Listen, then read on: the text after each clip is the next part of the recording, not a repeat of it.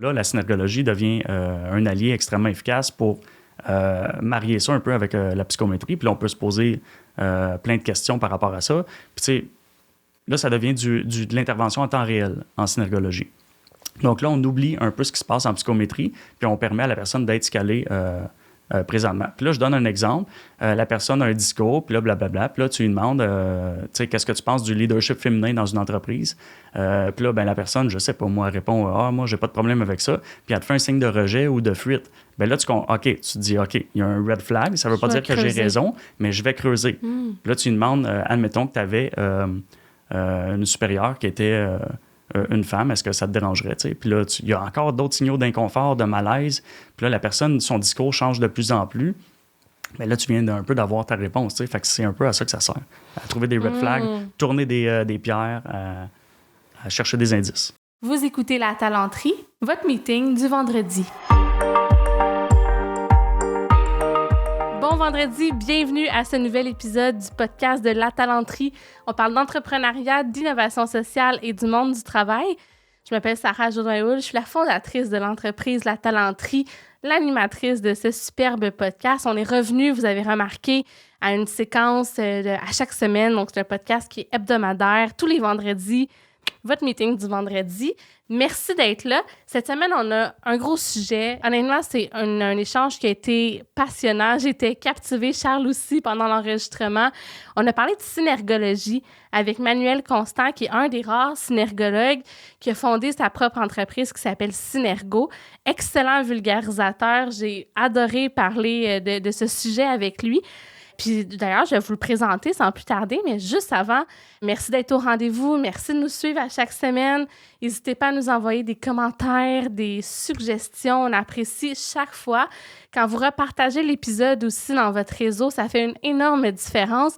D'ailleurs, on remarque que le réseau se diversifie, la bonne nouvelle se propage, on a de plus en plus d'étudiants, on a des data scientists qui nous écoutent. En tout cas, c'est vraiment trippant, merci d'être là. Et puis, sans plus tarder, je vous présente Manuel Constant, qui est le fondateur de Synergo, qui est également synergologue. Bonne écoute.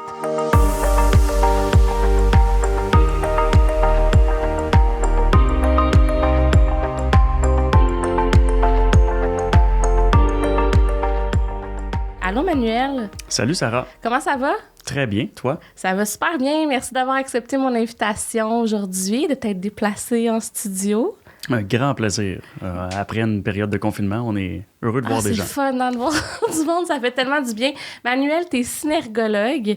Qu'est-ce que la synergologie? Veux-tu commencer par ça? Oui, en fait, en une phrase, c'est l'analyse du langage corporel. Donc, finalement, tous les mouvements qui sont effectués en contexte d'interaction sociale. Okay. Ou en interaction dialogique, appelons ça comme on veut, quand deux personnes se parlent ou plusieurs individus se parlent, discutent ensemble, tous les mouvements qui sont effectués qui n'ont aucun rapport, aucun lien avec la locomotion ordinaire, si on veut. OK. Fait que, mettons, je me gratte le nez ou je suis nerveuse, j'ai un tic, ça peut vouloir dire quelque chose. Absolument. Puis est-ce que tu veux me dire à quoi ça sert, entre guillemets? Tu sais, pourquoi est-ce qu'on analyse ces comportements-là? Puis dans quel contexte, mettons, on va utiliser la synergologie? Les contextes, en fait, le milieu d'application est très vaste. En fait, il est à peu près infini. Il s'arrête là où il n'y a pas d'intérêt et là où il n'y a pas d'application professionnelle ou personnelle.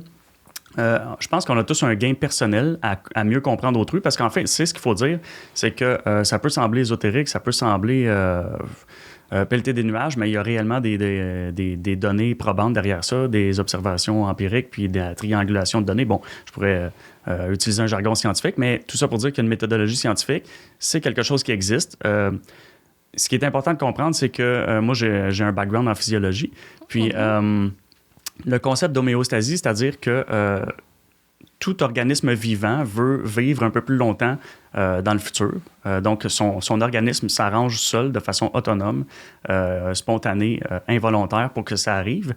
Puis l'autre partie de la phrase, c'est qu'il fait ça en voulant dépenser le moins d'énergie possible. Donc, ce qui nous amène à dire que tout organisme vivant qui crée du mouvement, il y a un motif derrière, là. Donc, on ne crée pas de mouvement, ni nous, ni les bactéries, ni les grands singes, ni les dauphins, peu importe ce que vous nommez comme organisme vivant, il n'y a pas de mouvement qui est effectué sans motif. À partir de là, oui, quand on marche, on bouge, sauf que à quel point c'est important de comprendre que quelqu'un qui bouge en interaction, ben, il y a des significations à ça. Il y a des raisons à ça. On bouge pas pour rien. On crée pas de dépenses énergétiques pour rien. Fait que c'est quand même important de comprendre ça. OK. Puis là, ben, quand on comprend ça, ben, ce qui est important de savoir, c'est que la synergologie, ça sert à mieux comprendre l'autre. J'ai fait un long détour pour dire ça, là. Mais c'est ça la base. Donc, c'est pas pour manipuler, c'est pas pour contrôler son propre body language, c'est pas pour arriver à ses fins, c'est pour mieux comprendre l'autre et mieux gérer les conflits ou les communications interpersonnelles plus houleuses ou prévenir des situations moins souhaitables. Fait que de décoder un peu l'autre, puis de sentir il est dans quel mindset en bon français. Là. Je fais toujours des anglicismes, tu me les pardonneras, mais ça l'aide à avoir une meilleure communication, un meilleur flow de discussion. Totalement. J'ai vu aussi que c'était souvent utilisé en cours, par exemple, pour essayer d'interpréter, ou peut-être pas en cours, mais j'ai vu souvent des synergologues analyser des situations en cours où là, les gens parlent puis disent « il est en train de mentir? » Ou des politiciens, par exemple, à la télé. Est-ce que c'est des choses que tu fais dans tes passe-temps? Est-ce que c'est utilisé de manière scientifique, rigoureuse? C'est une question savoureuse à laquelle je vais me faire un grand plaisir de répondre. Ce n'est pas utilisé en cours, c'est illégal en fait. OK. Parce que c'est pas une science absolue, c'est pas la vérité infuse. Donc, comme on n'est pas dans le 100%, c'est impossible d'utiliser ça en cours. Au même titre que le polygraphe. Ouais. Le polygraphe se situe, je pense, là, à l'entour de 99% de fiabilité, mais à cause du petit pourcent qui ne fonctionne pas, ben, on ne peut pas utiliser ça en cours parce que ça apporte des biais cognitifs. Le jury ou le juge pourrait tenir compte de des trucs qui sont en fait pas trop fondés. Donc, la synergologie, c'est pareil. C'est pas tout blanc, tout noir. Il y a des nuances. C'est tout simplement des indices qui nous permettent de mieux comprendre l'autre. Puis, évidemment, il faut poser des questions après. C'est pas le truc, c'est pas je vois quelqu'un se toucher le nez, je sais qu'il ment, puis ça s'arrête là. Ça, c'est pas de la synergologie, c'est du crétinisme. Ou de l'arrogance, ou de l'inconsidération ou de l'inconscience, là, si on veut être plus gentil. C'est plutôt le truc, j'ai vu quelqu'un se toucher telle zone du nez très précisément quand j'ai parlé de tel truc précisément. Je pense que ça peut être lié à un certain malaise. Si je veux en avoir le cœur net puis qu'on avance ensemble dans un win-win, je dois aller vérifier avec un questionnement adéquat puis tactique. Là, c'est ça, de la synergologie. Donc, dans ce cadre-là, non, c'est pas utilisé en cours. Et puis, oui, il y a des synergologues et d'autres experts du body language, qu'ils soient autoproclamés ou pas, dans plein d'autres milieux, qui s'amusent à faire des analyses, en fait, des politiciens puis des gens en cours. Moi, j'ai rien contre ça. Moi, je le fais pas, je vais pas là parce que je suis dans une extrême. En fait, je suis au bout du continuum où je fais dans la compréhension humaine. Puis pour moi, ça fait aucun sens je veux pas dire juger, mais d'analyser un individu sur la base de quelques gestes quand je connais absolument rien de la vie de cette personne-là. Puis tout ce qu'on voit, c'est une minuscule séquence de 38 secondes quand il parle à un jury, puis on sait même pas comment le monde est placé dans la salle. On sait rien, en fait. On connaît rien de son humeur, ni de sa personnalité, ni de son historique, ni de la dynamique relationnelle, ni de ses comportements habituels. En fait, on connaît rien, on sait rien. Puis là, ce serait facile de dire « Ah oui, quand il fait tel geste parce qu'il est malaisé, oui, OK, il y a des pistes là-dedans. » Mais le contexte général, on l'a pas vraiment. Puis ça, je me permets pas de le faire sans toutefois bâcher mes confrères, consoeurs ou d'autres homologues similaires à ce que je fais. Donc, c'est correct. Puis là, je terminerai en disant que j'ai énormément de demandes quand même pour ça. Il y a beaucoup de gens qui m'ont demandé d'analyser le procès de Johnny Depp. C'est à ça je pensais. J'allais te relancer là-dessus. Là. À tous les jours, là, j'avais des demandes. Tu sais, je suis rendu, je me fais des templates pour répondre aux gens parce que j'ai trop de demandes. Là. Oh my God! Pour expliquer un peu ce que je viens de dire là, tu sais, c'est pas dans mon éthique professionnelle de faire ça. Oui, ça pourrait faire le buzz. C'est sûr. C'est sûr que je pourrais avoir probablement même des millions de vues si je me plaçais sur YouTube. TikTok, ça m'intéresse pas de me peinturer dans le coin puis de m'étiqueter comme ça. J'aurais pu aussi devenir Dr. Love en séduction. Ça aurait été facile. Il y a un marché pour ça, pour les mêmes raisons. Mais ouais. Moi, je veux que ce soit accessible à tout le monde puis je veux pas commencer à me lancer là-dedans. Donc, tu sais, il y en a qui le font déjà, puis c'est correct, mais moi... Fait qu'on n'aura pas de potins croustillants sur le procès. Malheureusement, non. Bon. Et puis, tu sais quoi, tantôt, quand tu parlais, puis tu me disais... j'ai commencé par dire c'est utilisé en cours, qui était faux. J'ai vu ton sourcil se lever, puis c'est là que j'ai fait « Ah non, c'est pas vrai, je l'ai pas vu en cours. » J'ai vu des gens qui analysent des séquences de cours. Fait que ça, j'imagine que c'est un... Moi, je suis pas synergologue du tout, mais ça doit être un instinct qu'on a tous, dans le fond, quand les gens réagissent, d'ajuster ou de comprendre dans le fond, tu m'as m'envoyer un signal non-verbal de dire non, tu sais. Inconsciemment, parce que j'ai absolument pas fait exprès. Puis tu m'apprends que j'ai fait ça. Habituellement, je suis très conscient de mon body language, mais il y a certains micro-mouvements ou micro-réactions qui nous échappent, même aux synergologues. Puis le fait de se lever un sourcil plutôt qu'un autre, là, il y a une signification différente pour la droite et la gauche, mais c'est une mise à distance, en fait, souvent par rapport à l'interlocuteur ou au sujet. OK, fait que toi, t'as dit, je me distancie de ce que tu viens de dire parce que c'est faux, c'est pas utilisé inconsciemment, sans mettre des mots là-dessus, dans mon cerveau, mon état général était ça. Quand la première phrase, tu m'as dit que c'était... c'est utilisé en cours. Ouais, j'ai compris. Moi, je suis pas... non. Fait que oui, c'est ça. je me suis comme distancé de ça immédiatement, de façon spontanée. Hey, c'est vraiment fascinant. Puis tu vois, j'en regrette quasiment que le podcast soit pas filmé parce que ça peut être intéressant d'analyser. Je sais que tu en as fait plein. On mettra des liens dans les notes de l'épisode pour des gens qui veulent voir d'autres podcasts que tu as fait ou des vidéos. Tu fais des formations aussi de façon fréquente. Donc, si vous voulez aller plus loin puis analyser peut-être certaines... J'imagine que tu analyses certains comportements types avec les gens. Ouais. Veux-tu nous en donner quelques-uns qui s'expliquent verbalement? Ou? En fait, il y en a beaucoup. Oui, je peux en donner quelques-uns. Faut comprendre que nous, on a une base, en fait, un genre de lexique corporel qui tourne entre 1200 et 1700 codes. Là. Ça, c'est tous des micro-mouvements ou des gros mouvements ou des postures qui sont prises seules. Puis évidemment, il y a des variantes dans ces mouvements-là. Moi, dans mes formations, en 6 jours, j'en enseigne 50 à 70. Donc, c'est pas... je veux que les gens puissent l'appliquer. Là. Okay, je veux c'est pas 50 à 70 formations, 50 à 70 gestes. Oui, exactement. 50 à 70 mouvements avec leur signification. Puis, évidemment, la capacité de nuancer l'interprétation. C'est ce qui m'intéresse. Donc là, évidemment, ça pourrait partir dans tous les sens. Là. C'est pour ça que c'est difficile. Quand il y en a trop, il y en a comme passé. Mais on pourrait parler de la manière de s'asseoir. C'est souvent véhiculé que quand on s'assoit vers l'avant, on est intéressé, vers l'arrière, on est désintéressé. C'est en fait une forme de mythe. Parce que c'est trop radical, c'est trop nuancé. Nous, en synergologie, on a répertorié 9 façons de s'asseoir. Puis, tu sais, quand on s'assoit en avant, ça peut être en avant de façon franche, au centre, mais ça peut aussi être en avant à droite ou en avant à gauche. Même chose en arrière.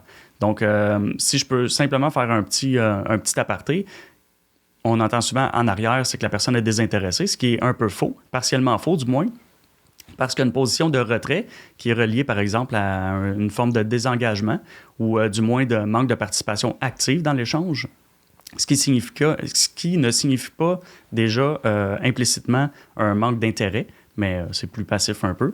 Il y a une position qui est plus reliée à la fuite de l'interlocuteur du sujet ou de l'environnement. Et il y a une position qui est reliée à l'analyse. Donc, l'analyse, là, ça n'a rien de désintéressé. Au contraire, la personne qui est en arrière, à sa droite, sur sa chaise, est souvent en situation d'analyse. Donc, elle est vraiment en train d'analyser ce qui est dit, ce qui est fait, les concepts ou l'environnement, peu importe. Donc, très intéressée, là, mais juste plus passive. Je trouve ça tellement fascinant. Puis je viens d'avoir un flash pendant que tu parlais que j'ai assisté à une conférence au cégep, là, genre là, mon Dieu, j'ai honte, mais quasiment 20 ans. Puis c'était juste, je pense que c'était Philippe Turchet. Est-ce que ça se peut?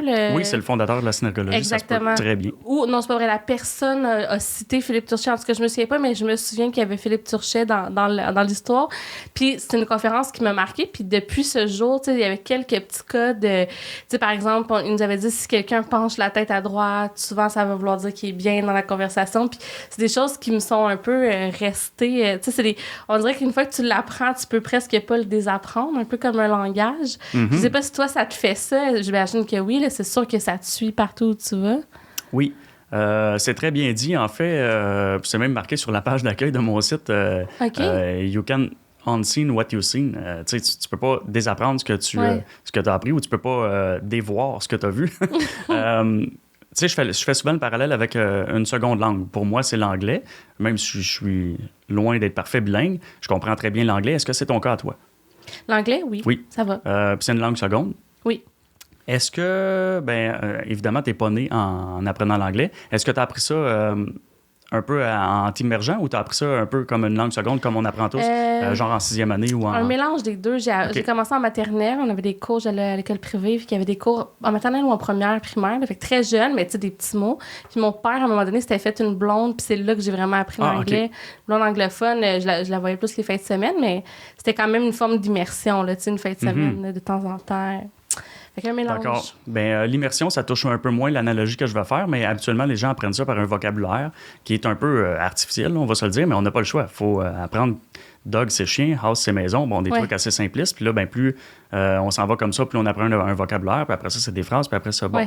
Fait qu'il y a un apprentissage théorique qui est relativement artificiel. Après ça, il y a une mise en pratique. On n'a pas vraiment le choix. Puis avec la mise en pratique, ça finit par devenir naturel. J'aurais pu utiliser l'analogie de la conduite automobile, ça aurait fait pareil. Ah, ben oui. Mais je vais passer par le langage, puisqu'on est dans le langage.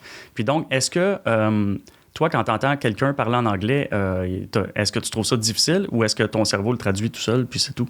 À moins qu'il parle très rapidement avec un accent, souvent, ça se traduit tout seul. C'est exactement ce qui se passe avec la synergologie. On a un apprentissage théorique, après ça, on le met en pratique, puis un jour, quand c'est bien maîtrisé, puis que ça devient naturel, moi, je vois des choses, puis j'ai pas besoin de penser « Ah, qu'est-ce que ça veut dire, tel truc? » J'ai aucun délai, en fait.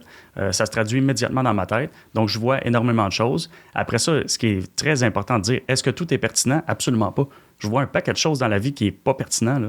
Donc, les individus, même si je les comprends mieux, il n'y a pas toujours d'enjeu, là. Donc, par exemple, imagine que présentement, je sais que c'est pas le cas, mais imagine que présentement, tu étais stressé. OK. Puis que je vois que tu as des items de stress, des éléments de stress dans ton body language.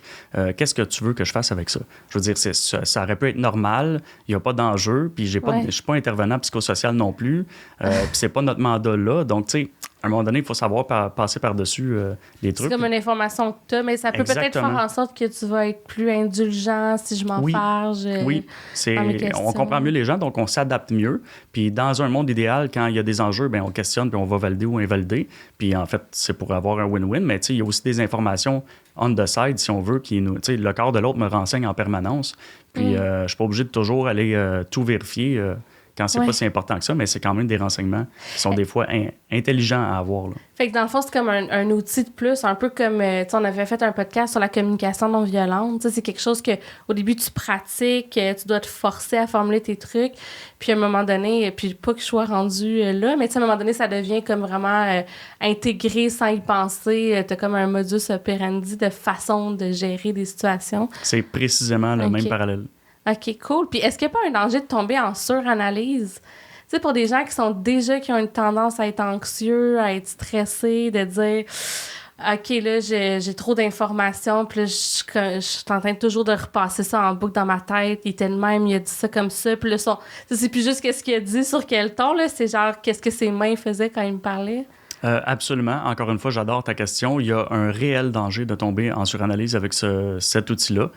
Tous les outils, en fait, mais celui-là peut-être encore plus que les autres. C'est pourquoi moi, je m'affaire. Je pense qu'une de mes forces en tant que pédagogue, synergologue, c'est d'enseigner une capacité de nuancer son interprétation puis de l'utiliser de manière intelligente. Puis ça, c'est pas toujours facile à enseigner. En fait, c'était assez audacieux là, comme défi. Parce que comment enseigner la capacité de discernement? Comment faire pour faire comprendre à quelqu'un que tel geste signifie tel truc à peu près 9 fois sur 10. Là, les gens te défient en disant « Ouais, mais c'est quoi? La fois où ça marche pas, c'est quand? » Fait que là, ça prend des méthodes pédagogiques pour enseigner puis pour appliquer ça. Mais oui, il y a un réel danger de tomber en suranalyse. Personne n'est à l'abri de ça, moi y compris. Mais en y étant très à l'affût, je travaille fort toujours contre ça. Okay. Contre les biais cognitifs, en fait, là, aussi. Puis, tu sais, il faut comprendre que si tu es en suranalyse, pendant ce temps-là, tu n'es pas avec l'autre. Tu es dans ta tête en train de te demander un paquet d'affaires puis en train d'élaborer un paquet de théories qui ne servent probablement à rien, mais s'il y a de quoi, ça sert à nuire à la relation. Parce que quand quelqu'un ne t'écoute plus, tu le sais. Tu le sais comment? À cause du body language, notamment avec l'absence de clignement d'yeux, mais il y a un paquet d'autres trucs. Donc, tu te rends compte que l'autre n'est plus là, tu ne sais pas trop ce qu'il fait, mais tu te rends compte que là, il n'est plus intéressé à ce que tu dis. Donc, ça vient un peu de tuer la conversation, voire une partie de la relation. Donc, être en suranalyse, c'est pas une bonne chose. Il faut tout faire pour éviter ça. Puis, il y a des méthodes d'apprentissage pour ça, là. Mais il faut être à l'affût. Fait qu'au lieu de devenir un outil, ça devient un frein. Oui, absolument. Je veux dire, la synergologie, ça peut même nuire si c'est mal utilisé, comme n'importe quel outil, en fait. Hein. Oui, effectivement. Puis c'est drôle, tu t'es dit, quand quelqu'un t'écoute plus, on le sent, là. J'imagine qu'il y a d'autres auditeurs qui vont se reconnaître, mais moi, on dirait que quand je sens que la personne ne m'écoute pas, vraiment, je trouve ça dur de finir ma phrase. Mm-hmm. Ça me shut down. C'est quasiment comme pas un coup de poing dans le ventre, là, parce que ça fait... Mais c'est juste comme... C'est un immense turn-off, là. Oui, vraiment. En jargon familier, là. Oui, c'est ça. Puis on le sent tout de suite, même si des fois, c'est juste...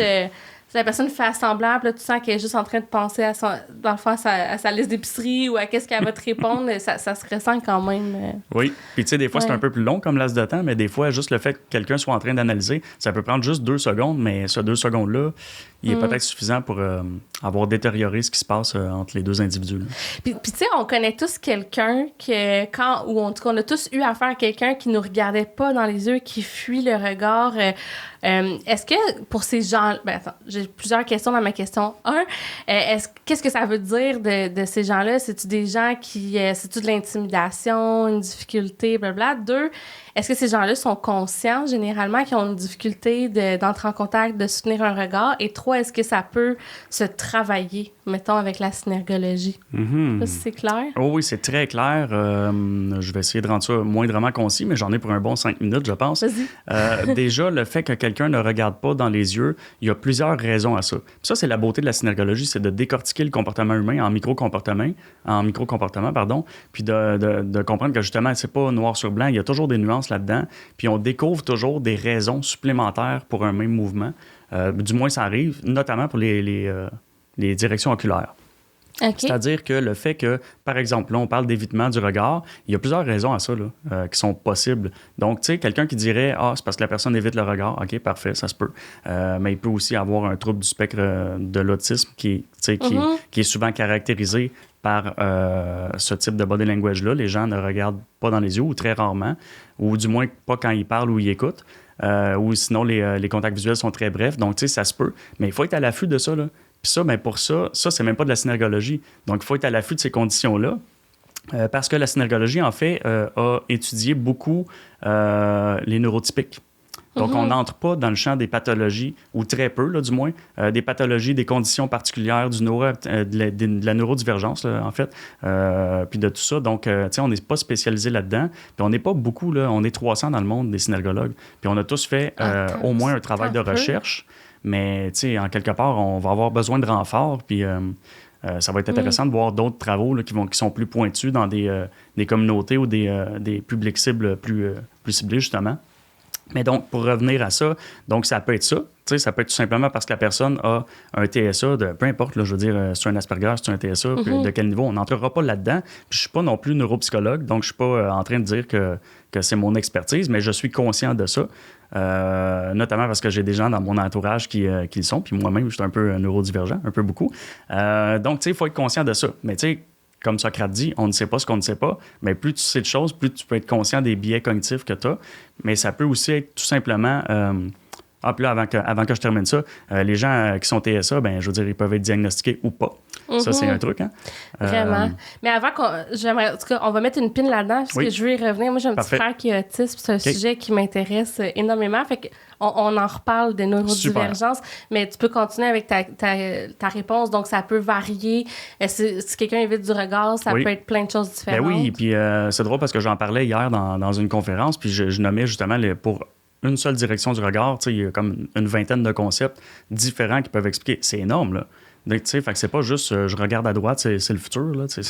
OK, oui, 8 fois sur 10, mais l'autre 20%, il y a comme 14 autres concepts ou 19 autres concepts qui, je les ai pas comptés, mais bref. Donc, là, si on parle d'évitement, ben, ça peut être quelqu'un qui momentanément est intimidé par la présence de l'autre. Donc, c'est un regard d'évitement. Ça peut être aussi parce qu'il y a une distraction extérieure, par exemple une fenêtre. Ou un oiseau qui passe, ou que sais-je encore. Donc, ça peut être ça. Ça peut être de l'introversion. La personne est timide de façon plus dans sa personnalité puis dans ses caractéristiques comportementales qu'à cause du moment. Donc, tu sais, il y a un peu de ça et d'autres qui se mélangent. Puis là, il faut faire la part des choses. Donc, ce que ça veut dire, ben là, il faut être là. Il faut être très bien formé. Il faut être à l'affût de plein de trucs. Il faut être à l'affût des biais cognitifs, faire attention. Puis là, ben oui, on peut analyser un peu... probablement à cause de quoi quelqu'un détourne le regard ou ne regarde pas. OK. Puis à partir du moment où on sait ça, est-ce que... Puis tu sais, si c'est, mettons, une condition ou une tendance, exemple, je sais pas, la personne est super gênée puis elle a de la difficulté, est-ce que, normalement, les gens sont conscients qu'ils ont ce genre de comportement-là, qui ont tendance à éviter du regard si c'est récurrent? C'est une excellente question. Je pourrais certainement apporter mon opinion personnelle ou professionnelle, mais en fait, on n'en sait rien parce qu'on n'est pas dans la tête de ces gens-là. Donc, est-ce qu'ils sont conscients qu'ils ne regardent pas les gens dans les yeux? J'aurais tendance à penser que les personnes qui sont TSA et plus avec les niveaux qui sont un petit peu plus, je veux pas mal m'exprimer, là, mais plus sévères, là, admettons. J'aurais tendance que plus on va dans la sévérité de la condition, moins les gens sont conscients de ça. Ouais. Si toutefois, même ceux qui sont moins sévères ne le sont pas. Puis là, pardonnez-moi, les gens qui nous écoutent, le terme sévère, c'est probablement pas le terme du tout adapté, donc je fais un disclaimer là. Ben, j'ai un petit frère autiste, puis je saurais pas quoi utiliser qui est correct non plus. On dit souvent c'est un spectre. Oui. Donc, des gens qui sont peut-être plus proches, qui sont moins proches de la neurotypie, disons, qui sont encore plus neurodivergents. On peut dire ça de même, peut-être, là. Ben, ce que je voulais dire, c'est que l'important en communication interpersonnelle, c'est que là, je suis en train de m'exprimer, puis mes intentions sont bienveillantes. Ouais. Donc, c'est ce qui importe au final, là, c'est l'intention derrière les mots, souvent. Oui.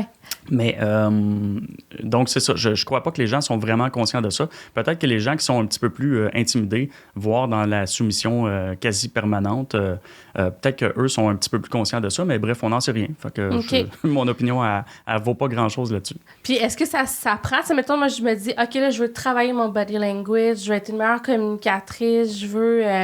je sais pas, je suis gestionnaire, puis là, j'ai envie de porter attention à comment je m'exprime auprès de mon équipe. Est-ce que ça se travaille? Encore une question extrêmement savoureuse. Moi, de mon point de vue, quelqu'un qui vous dit je vais vous apprendre à contrôler votre body language, il est en train de vous vendre du rêve. Ça, c'est de mon point de vue. C'est très rude, c'est très affirmé ce que je dis là et je l'assume. Une des premières choses qu'on apprend en synergologie, c'est qu'un synergologue, le seul conseil qu'il devrait donner en fait aux gens pour améliorer leur body language, c'est passe par l'intérieur. Ton corps va toujours, tout le temps manifester ton état interne. Peu importe là, que tu sois intéressé, aversif, désintéressé, fatigué, ça va paraître, tu vas envoyer des signaux. Donc, oui, c'est sûr que si, par exemple, vous entendez « Ah, moi, je veux faire des conférences, puis je vais utiliser le power posing ». Je sais que c'est un anglicisme, là, mais tu sais, par exemple, mettre les poings sur les hanches, monter le menton, bomber le torse, puis reculer les épaules, ce genre de trucs-là, oui, ça fonctionne, puis il y a même des études là-dessus. D'ailleurs, MEQD a fait des études, a fait un TED Talk là-dessus. Oui, mais je pense que ça change aussi comment on se sent en dedans. Fait que là, c'est peut-être une roue, là, je sais pas, là, mais la posture qu'on prend peut nous donner confiance. Exact. Mais le truc qu'il faut savoir, c'est que oui, par exemple, ces études-là démontrent que quand on fait du power posing, le taux de testostérone augmente, donc évidemment, le taux de confiance augmente. Sauf que ce qu'il faut savoir, c'est que c'est temporaire, c'est éphémère, ça. Donc, tu sais, ça dure le temps que ça dure, puis c'est très éphémère. Là. Donc, c'est pas parce que je fais un power posing que je vais être confiant toute la journée. Donc, si tu veux réellement travailler ta confiance, travaille ta confiance avec un psychothérapeute, avec ce que tu voudras, avec ou sans aide d'ailleurs, mais c'est par l'intérieur que tu dois passer pour régler un problème. Sinon, c'est un plaster. Donc, oui, tu vas être confiant pendant quelques secondes, mais dès que tu n'auras plus cette pause-là, ben, le niveau de confiance va s'abaisser. Donc, contrôler son body language, c'est un peu un mythe. Puis d'abord, tiens, je vais passer par une question. Si je te dis, tu me dis que tu peux contrôler ton body language, qu'est-ce que tu vas contrôler? Mes mains. Je sais pas. Mes mains.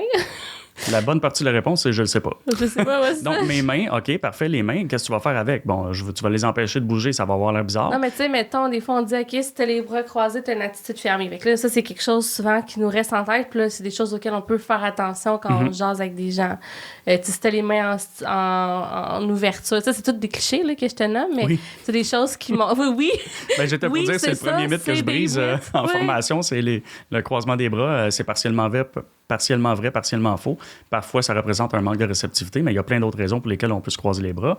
Si tu veux, on en parlera plus tard, mais justement, c'est que le truc, c'est que, parfait, je peux contrôler mon body language. Les individus qui disent ça, en fait, n'ont aucune notion, ou à peu près, par rapport au body language ou au lexique corporel. Donc, finalement, ils ne savent pas quoi contrôler. Quand on ne peut pas nommer quelque chose ou identifier quelque chose, évidemment qu'on ne peut pas le contrôler. Hein? C'est bon dans tous les domaines. Ouais. Donc, déjà, il y a un problème. Puis même le synergologue qui voudrait le faire va rencontrer un problème parce que, comme j'ai dit tantôt, ben, même s'il contrôle un peu son attitude, il y a d'autres signaux qui vont apparaître. Donc, c'est pas... on peut pas...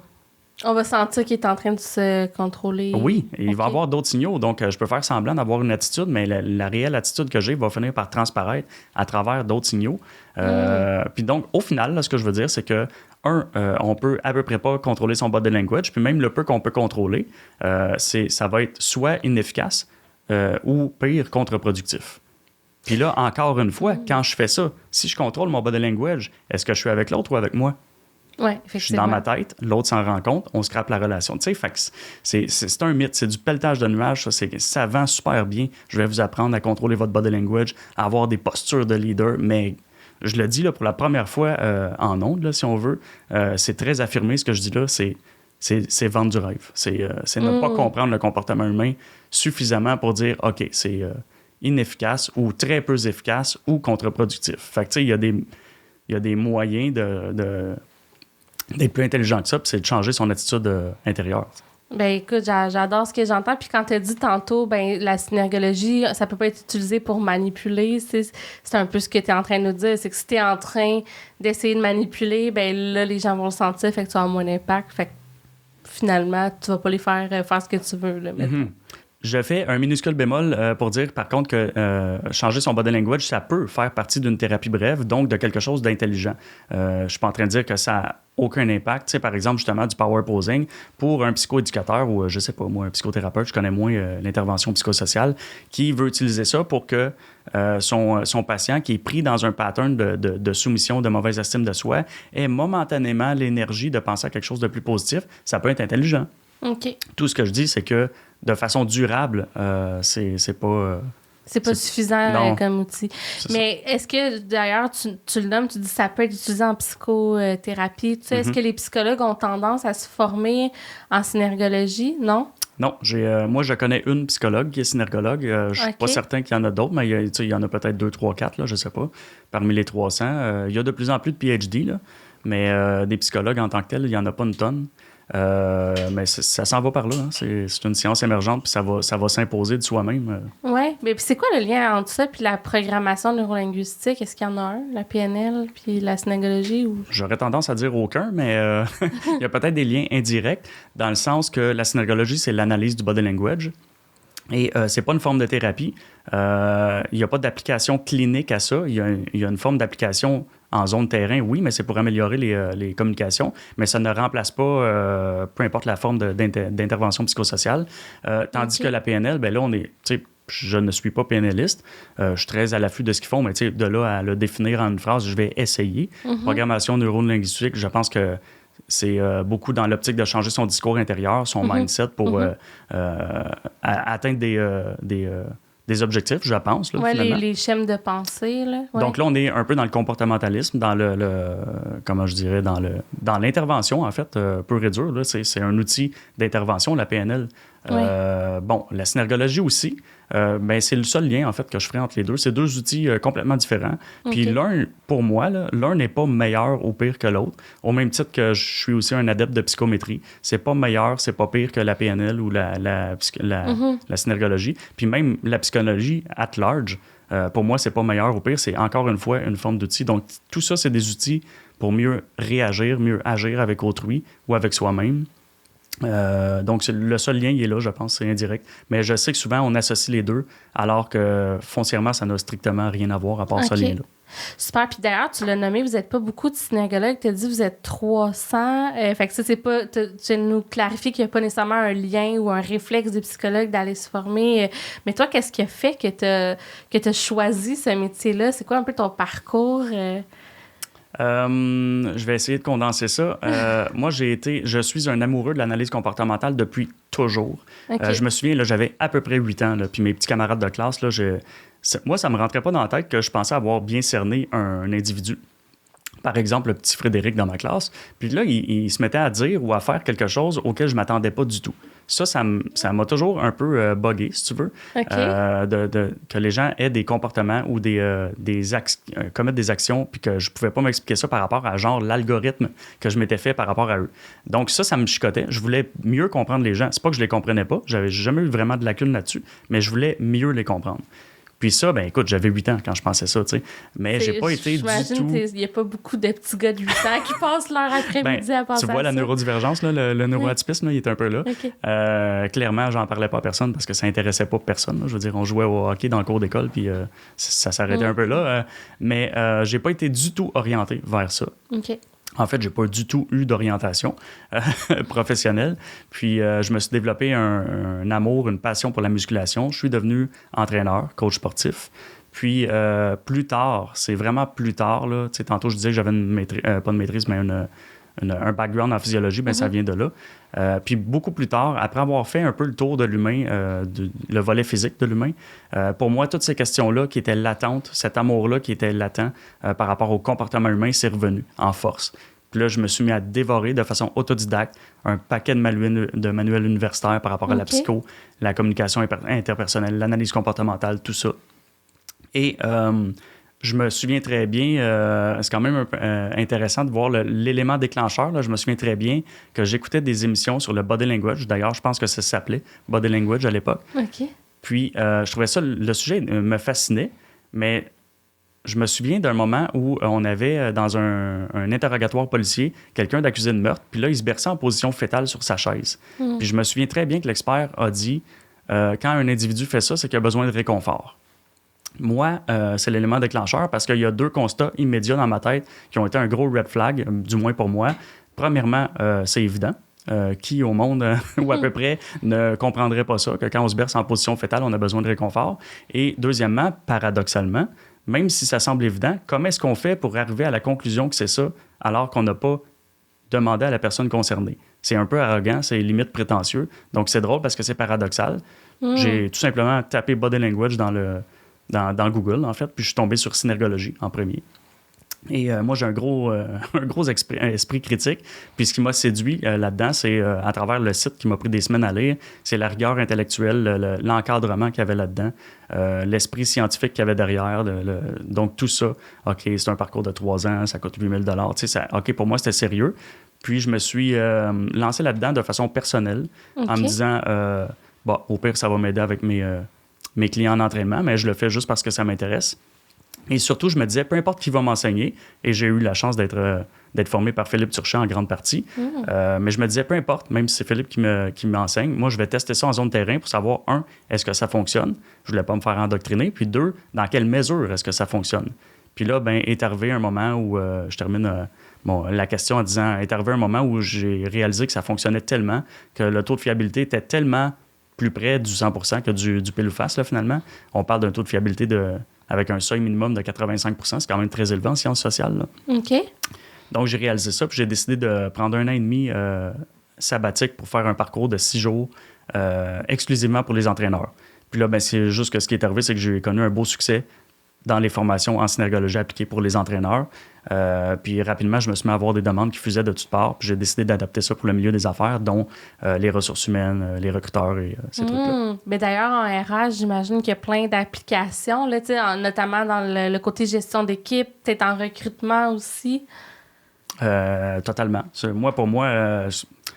Tu sais, tout le monde peut en bénéficier, là, c'est sûr, là, d'un point de vue personnel. Après ça, d'un point de vue personnel, il y a plein de domaines qui peuvent en bénéficier. Mais pour moi, toute forme d'intervention psychosociale, en partant, donc tout ce qui est coaching et psycho, blablabla, psycho machin truc, parce que là, c'est large, là, il y en a beaucoup, ou même travail social, ou tu sais, tout ça, c'est dans la même soupe pour moi, là.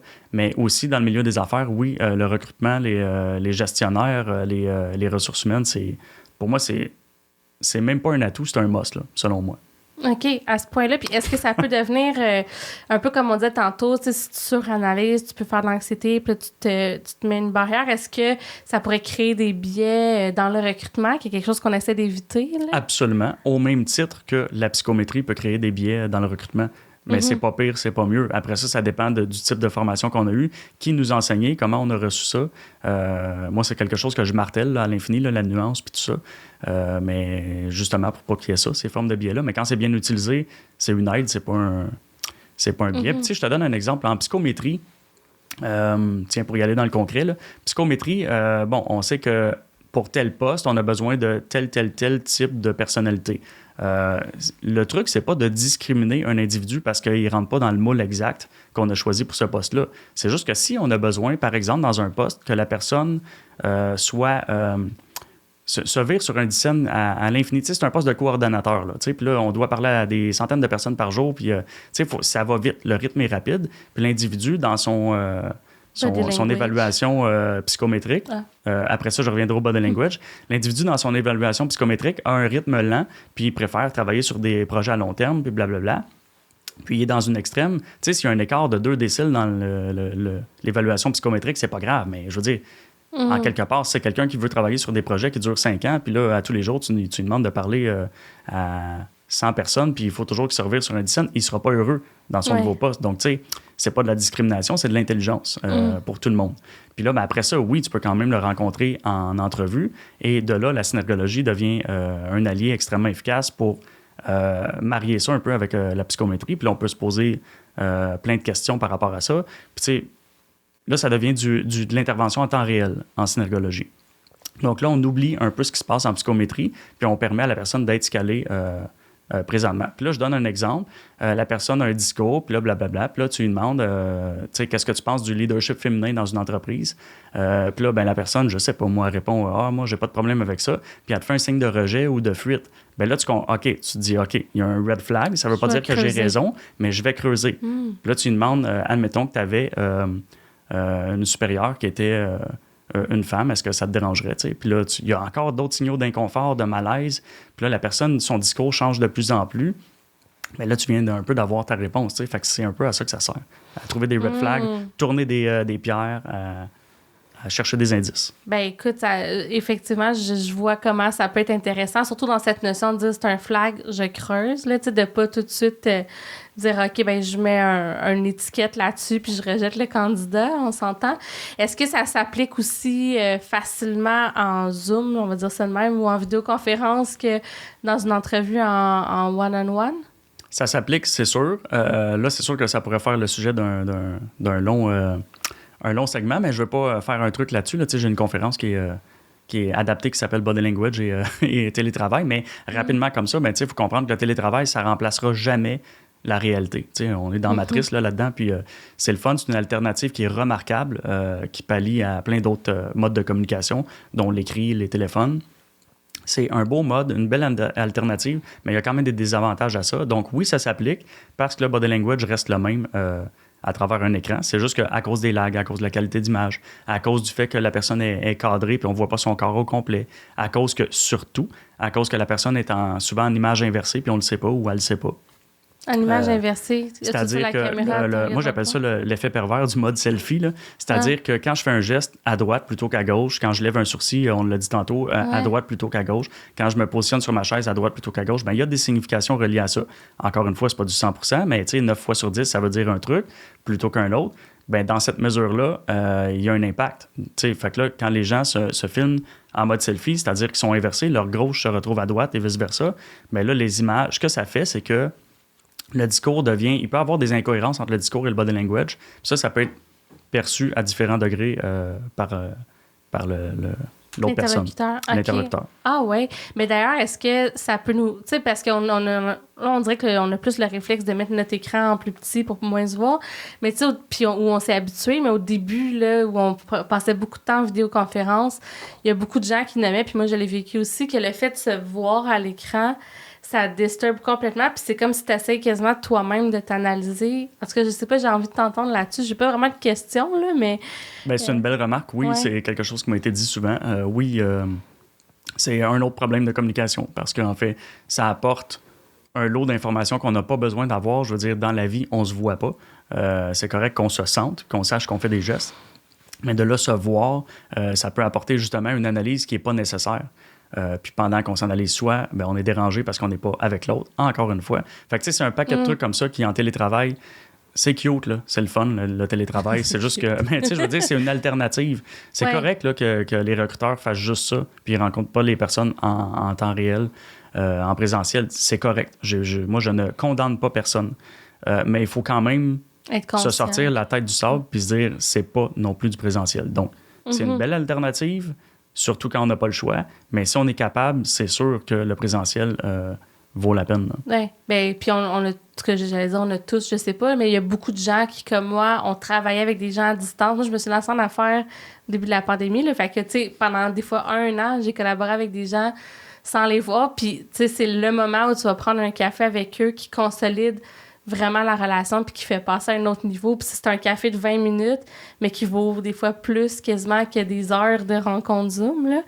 Tellement. Oui. Fait que, d'ailleurs, merci de t'être déplacé. Aujourd'hui, on est en présentiel. Puis les podcasts, petit aparté, là, mais les podcasts qu'on enregistre en studio sont toujours ben, presque toujours plus intéressants ou meilleurs que ceux qu'on enregistre en Zoom. Fait que je vois vraiment puis c'est beaucoup plus facile pour moi comme animatrice d'aller chercher puis de creuser. Fait que, en tout cas, ça serait un autre sujet, comme tu l'as dit, même de podcast, on pourrait faire le tour de ça.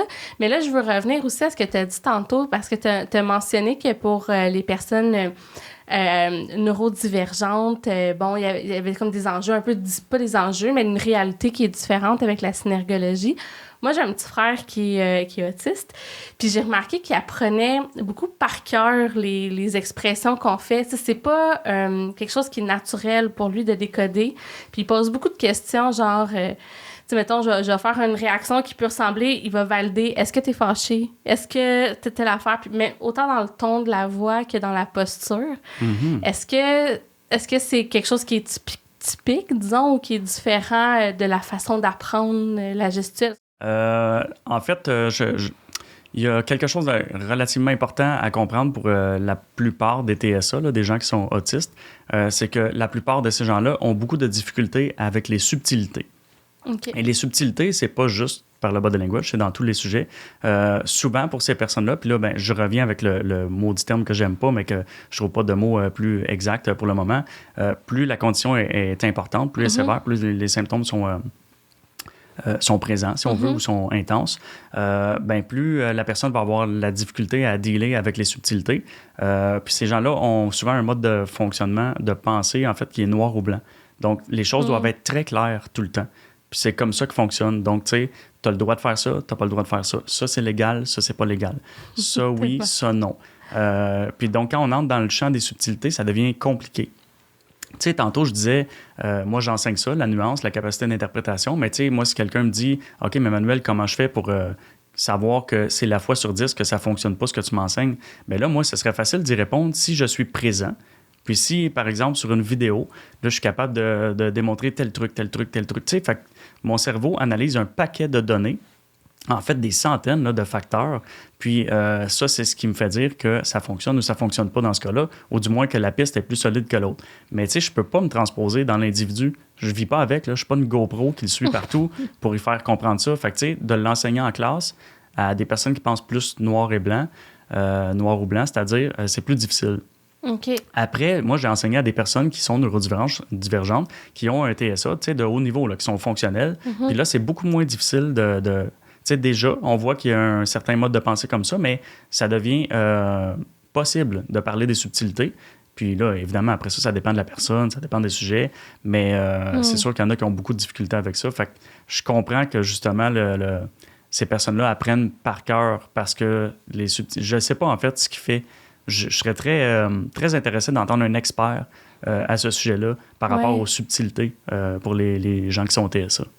Bien, ça serait vraiment... en tout cas, moi qui ai un petit frère autiste, je me demandais si ça peut être un outil pour lui, mais là, dans ce que tu me dis, je me dis ça peut aussi être générateur, un peu comme on disait tantôt, d'anxiété, là, parce que là, il va avoir plein de signaux en même temps, il va essayer probablement plus d'analyser, puis bon, probablement qu'il va se tromper. Là, ma réponse finale à ça, parce que je me le fais souvent demander, c'est qu'il y a certaines personnes qui sont neurodivergentes que ça les aide. Tu sais, plus ils sont fonctionnels, plus il y a des chances que ça les aide. Puis il y a d'autres personnes avec qui, malheureusement, je vois pas comment je pourrais... Tu sais, c'est pas une science exacte, c'est pas des mathématiques. Fait il n'y a pas de noir sur blanc. Fait que j'essaie de m'en approcher toujours, mais comme c'est pas le cas, on peut pas me mentir, puis tu peux pas... c'est ça. Tu peux pas faire comprendre que c'est noir ou gris, noir ou blanc quand c'est gris, tu sais. Oui, bien, tout à fait. Même si c'est gris bien foncé, si c'est pas noir, puis c'est ça que la personne va te répondre, puis elle a raison. Donc, ça devient difficile. Oui, puis ça peut même quasiment devenir frustrant quand tu es à la recherche de caser des choses, de mettre des choses dans des cases, là. Écoute, c'était super intéressant comme discussion. J'ai envie de te demander en terminant, est-ce que tu as des bonnes pratiques reliées à la synergologie que tu pourrais partager avec notre auditoire, sachant qu'il est composé là, de plus en plus varié, mais beaucoup d'entrepreneurs, de personnes en RH. Qu'est-ce que tu dirais? Comment est-ce que dans le quotidien, on peut utiliser la synergologie si on va suivre une formation comme la tienne, par exemple? En partant, le non-jugement. Ça doit... c'est impératif, ça doit accompagner la synergologie. Puis ça, ben il y a des méthodes pour tenter de s'y approcher le plus possible. Tu sais, je ne veux pas faire un closing de 15 minutes, là, mais si les gens qui nous écoutent sont à l'aise avec les biais cognitifs, en fait, c'est des raccourcis intellectuels qui font qu'il y a une distorsion de la réalité, mais en fait, on prend des décisions plus rapidement. Ça fait partie de la survie, puis c'est correct. Les biais cognitifs, on ne veut pas éliminer ça à 100% parce que sinon, la théorie de l'évolution ferait en sorte qu'on ne survivra pas longtemps. Donc, c'est nécessaire des biais cognitifs, mais dans des situations complexes qui demandent réflexion, ces biais cognitifs-là nous jouent des tours. C'est souvent des préjugés, des idées préconçues, des croyances qu'on a, des expériences personnelles qui font qu'on arrive à une conclusion trop rapide par rapport à l'autre. C'est ça, un peu des biais cognitifs en sciences sociales. Puis ça, ça se passe pour tout le monde, moi y compris. Personne n'est exempt de biais cognitifs. On en a tout le temps. Donc, finalement, on peut appeler ça des préjugés ou du jugement. Mais tu sais, il y a moyen de s'en conscientiser, d'y faire attention le plus possible et d'être dans une forme de non-jugement consciente. Puis c'est ça que j'enseigne, en fait. Puis c'est ça que je veux qu'il soit toujours accompagné, marié avec la synergologie, parce que sinon, justement, on étiquette et on juge au lieu de comprendre et de désétiqueter et de ne pas juger. Et puis là, c'est plate parce que c'est une parfaite phrase pour closer, mais ça m'a amené une autre question, mais il faut que je te la pose. Aucun problème. Dans un contexte d'équité, diversité, inclusion, où on essaie de plus en plus de se sensibiliser aux autres cultures, on sait aussi que le Québec va devenir de plus en plus multiculturel, tout ça. Penses-tu que la synergologie, est-ce que ça s'applique? Pas penses-tu, tu dois savoir. Est-ce que c'est la même chose dans toutes les cultures? Est-ce que ça varie énormément d'une culture à l'autre? Faut-tu faire attention à ça? Ça, c'est une belle question. Très belle question. Le truc, c'est qu'on mélange souvent culture et rite. Bon, je m'explique. C'est assez... moi-même, j'ai été assez flabbergasté, tiens, je vais l'utiliser consciemment, le terme, de voir que la synergologie, en fait, c'est à 99,9% universel. C'est hallucinant de dire ça, puis je le sais que les gens... tu sais, souvent, il y a des psys ou des neuropsys qui vont entendre ça, que les poils vont leur dresser sur les bras, mais il faut comprendre que c'est ça quand même. C'est un état de fait. Okay. Je m'explique. Par exemple, les items de joie, les déplacements faciaux qui sont reliés, par exemple, à la joie. J'imagine ça là, très simplement. Ben, tu sais, que ce soit un Africain ou un Esquimau qui soit joyeux, on va le savoir notamment par les expressions faciales. Bien, ce sont les mêmes expressions faciales chez l'Esquimau que chez l'Africain. Là, je parle des expressions faciales, mais c'est comme ça pour à peu près tout le body language. Là où on se mélange et qu'on dit non, il y a un aspect culturel, oui, il y a un aspect culturel, mais c'est plutôt dans les rites. C'est pas dans le body language en tant que tel, c'est dans les rites, dans l'éducation. Par exemple, si je dis que, puis là, je suis vraiment pas calé là, dans l'aspect culturel comme ça, mais si je dis par exemple que dans une certaine région d'Asie, regarder dans les yeux, c'est impoli. Bon, les gens donc ne regardent pas dans les yeux quand ils ne se parlent pas, quand il n'y a pas de contexte d'interaction. Mais là, c'est pas du body language, c'est quelque chose qui est appris, ça fait partie de la culture. Puis oui, quand quelqu'un qui est asiatique emménage ici, pardon, puis là, on fait affaire avec, bien, on doit être au courant de ça, oui. Mais encore là, si on utilise la synergologie de façon intelligente, on a déjà appris que c'est pas parce que la personne ne regarde pas dans les yeux qu'elle est en train de mentir ou ci ou ça. Fait que ça, on l'a déjà dit. Fait que déjà, si on est formé correctement, on ne devrait pas avoir de préjugés. On peut se demander ce qui se passe, pourquoi la personne fait ça, mais c'est pas si grave que ça au final. Mais bon, tout ça pour dire que c'est ça, les rites et le body language, c'est différent. Puis, tu sais, ça m'amène aussi à conclure de manière un peu contre-intuitive pour plusieurs synergologues en disant que la synergologie, quand c'est bien maîtrisé, il ne faut pas trop en faire avec ça. Donc, quand on atteint un certain niveau de maîtrise, on sait en fait quand ça a une incidence ou pas, quand poser une question ou pas, puis quand faire comme « Hey, c'est pas grave ça ». Tu sais, j'ai dit tantôt que je vois des tonnes de signaux là, à la minute, là, puis j'en fais pas toujours quelque chose, voire rarement quelque chose. L'important, c'est de voir un red flag une fois de temps en temps et d'agir intelligemment avec ça pour savoir si le red flag est justifiable ou pas. C'est tout. Fait qu'après ça, là, chercher des bébites, puis suranalyser, couper les cheveux en quatre. Pourquoi ci, pourquoi ça? Ouais, mais là, là, ça devient OK. Là, ça te nuit plus que ça t'aide. Oui. Puis toi, j'imagine que les gens, quand ils sont en interaction avec toi, ben j'imagine, c'est pas vrai, je te pose la question. Est-ce que les gens se sentent analysés ou au début de la relation, c'est-tu comme quelque chose qu'il faut que tu dises, regarde, non, je suis pas en train de t'analyser, là, on fait juste jaser? C'est encore une fois une excellente question. Je dois être honnête. La plupart des gens qui me rencontrent finissent par m'avouer qu'ils sont intimidés. Mais une autre de mes forces, c'est de rendre les gens à l'aise, notamment par mon discours, par ce que je dis depuis tantôt, tu sais, le non-jugement. Je vois un paquet de trucs, mais tu sais, il n'y a pas grand-chose qui est pertinent. Puis en plus, il n'y a pas d'enjeu. Je veux dire, si je te rencontre, puis tu es stressé, puis tu penses que je t'analyse, OK, mais je veux dire, je vais voir quoi, que tu es stressé, tu sais, qu'est-ce que ça fait? Je veux dire, il n'y a pas non plus... Ça peut être une menace à l'ego, là, je pense. Ben oui, puis les gens, je pense, qui ont l'impression que c'est comme si je violais leur intimité mentale, mais en fait, ce que j'aimerais dire, c'est que la synergologie nous donne des pistes et que je crois comprendre plus rapidement l'état général de l'autre. Mais l'état général, là, ça ne veut pas dire que c'est relié à quelque chose d'extrêmement précis. Tu sais, pourquoi quelqu'un est stressé, ben là, je dois vérifier. Pourquoi quelqu'un me mentirait, ben je dois vérifier. Fait que si je vérifie pas, ben... Ça ne donne pas plus d'infos tant que ça. Mais généralement, aussi, ce que j'aimerais dire, c'est que je parviens à rendre les gens très à l'aise. Puis finalement, il y a même souvent des gens qui me disent « Je suis tellement content de t'entendre parler comme ça parce que j'ai déjà eu une intervention avec un ou une synergologue où j'ai lu un livre puis j'ai pas aimé ça parce que je me suis senti jugé. » Mais il faut sortir de ça. Ben d'ailleurs, je confirme, je suis très à l'aise dans ta présence. Ça a été une superbe entrevue. Merci encore, Manuel, de t'être déplacé. On va mettre tous les liens vers ta plateforme. Tu as un site web, tu es sur LinkedIn, tu es très actif aussi. Donc, on invite les gens, si ont des questions, à t'écrire directement, à s'inscrire à tes formations. Puis, on mettra peut-être un livre ou quelque chose comme ça en ressources complémentaires pour les gens qui auraient envie d'aller plus loin. Excellent, ça me va très bien. Moi, je suis très accessible, donc les gens qui veulent m'écrire directement, je suis très à l'aise avec ça. Merci beaucoup de l'invitation, Sarah. Ben, ça me fait vraiment plaisir. À bientôt. Bye bye. Bye.